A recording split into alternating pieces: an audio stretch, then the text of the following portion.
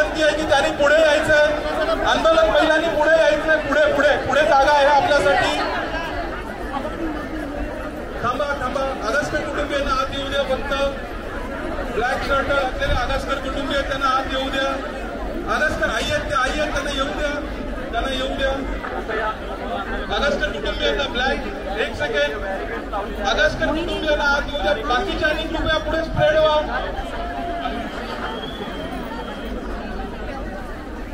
सगळ्यांना विनंती आहे, कृपया फ्रंट वरती माझी विनंती आहे, पुरुषांना विनंती आहे, इथे महिलांसाठी जागा ठेवा, महिलांना पुढे येऊ द्या, कृपया विनंती आहे, महिलांना पुढे येऊ द्या। सगळ्या माताभगिनींना विनंती करतो बॅरिकेडच्या समोर उभं राहायचं, बॅरिकेडच्या आतून कोणत्याही पुरुषांनी येण्याचा प्रयत्न करू नका। कृपया मागे जे पुरुष आहेत, माझी विनंती ॲम्ब्युलन्सला थोडं तिथून हटवा, की कृपया पोलिसांची जी तिथे कार वाहनाची थोडी पुढे करा, थोडीशी पुढे करायला सांगा, थोडी पुढे करा, कार वाहनाला थोडं पुढे करा। माझी विनंती आहे, पुरुष जे इथे वरती उभे आहेत त्यांनी खाली व्हा। सगळ्यांना विनंती आहे की आपल्याला शांततेने आणि शिस्तबद्ध पद्धतीने, मागे जे पुरुष उभे आहेत त्यांना माझी विनंती आहे, थोडं मागे सरका। काही स्वयंसेवकांना विनंती आहे, त्यांनी सगळे स्वयंसेवक आत नको, थोडे बाहेर जाऊन थोडं मागे सरकायचं। आपल्या बाजारपर्यंतचा रस्ता आपलाच आहे, थोडं थोडं मागे सरका।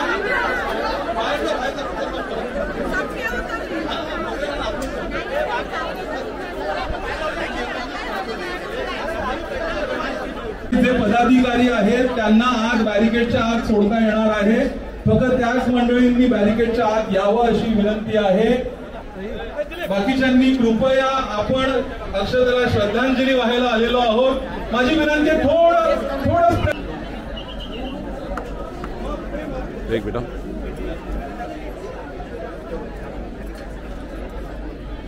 महिला स्वयंसेवकांना विनंती आहे की थोडं मागे, पुरुष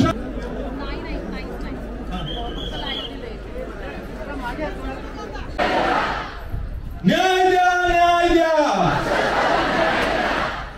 फाशी द्या, फाशी द्या, फाशी द्या, फाशी द्या, फाशी द्या, फाशी द्या, बंद करा, बंद करा, कौटुंबिक हिंसाचार बंद करा, बंद करा, बंद करा, बंद करा, बंद करा, न्याय द्या, न्याय द्या। असं असताना जर का आपल्या समाजात, आपल्या कुटुंबात जर का एखाद्या स्त्रीचं मानसिक छळ, शारीरिक छळ होत असेल तर तो समाजासाठी कलंक आहे। आणि ही कीड जर का आपल्या समाजात सुरू होणार असेल तर ती झालेलो आहोत। इतकंच नव्हे तर आपला मानसिक छळ झाल्यामुळे, मानसिक तणाव आल्यामुळे कुठेतरी शांतता मिळाली पाहिजे, कुठेतरी आपल्या मनाची अस्वस्थता दूर झाली पाहिजे।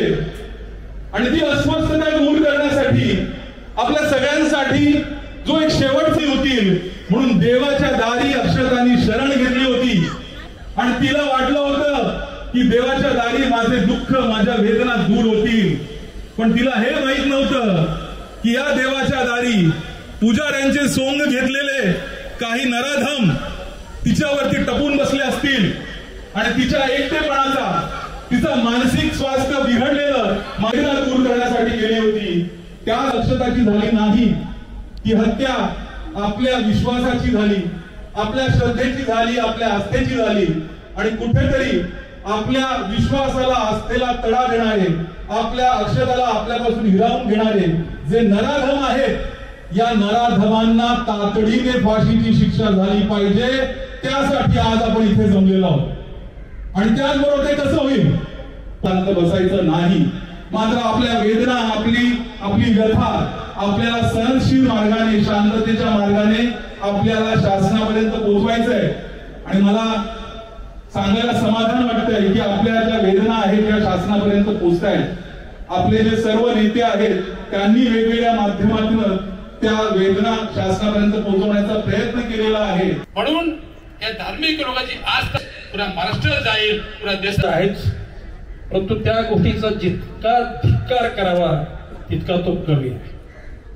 ज्या दिवशी घटना घडल्यानंतर नवी मुंबईचे पोलीस आयुक्त, ठाण्याचे पोलीस आयुक्त, दोन्ही पोलीस आयुक्तांच्या बरोबर मी दूरध्वनीवरून बोललोच, परंतु संजू नाईक, संदीप नाईक स्वतः व्यक्तिशः जाऊन ठाण्याचे आयुक्त श्री डुमरे आणि आपल्या इकडचे श्री बारंबे साहेब आणि त्यांच्या सर्व डीसीपी, एसीपी, क्राईम पीआय सर्वांशी कुठल्याही प्रकारचा तपास करताना कुठलीही एखादी गोष्ट नजरअंदाज होऊ नये की जेणेकरून त्या लोकांना जामीन मिळण्याकरता ती बाब कारणीभूत ठरेल. आणि मला सांगायला एक प्रकारे समाधान वाटतं की पोलीस यंत्रणेनं ते डायगरचं असो की नवी मुंबईतल्या सागरी पोलीस स्टेशनचं असो, त्याने अतिशय बारकाईनं तपास चालू ठेवलाय, योग्य ती कारवाई केली. पुण्याला 20 तारखेला एकत्र असताना ऍडव्होकेट उज्ज्वलजी निकम यांशी मी स्वतः बोललो.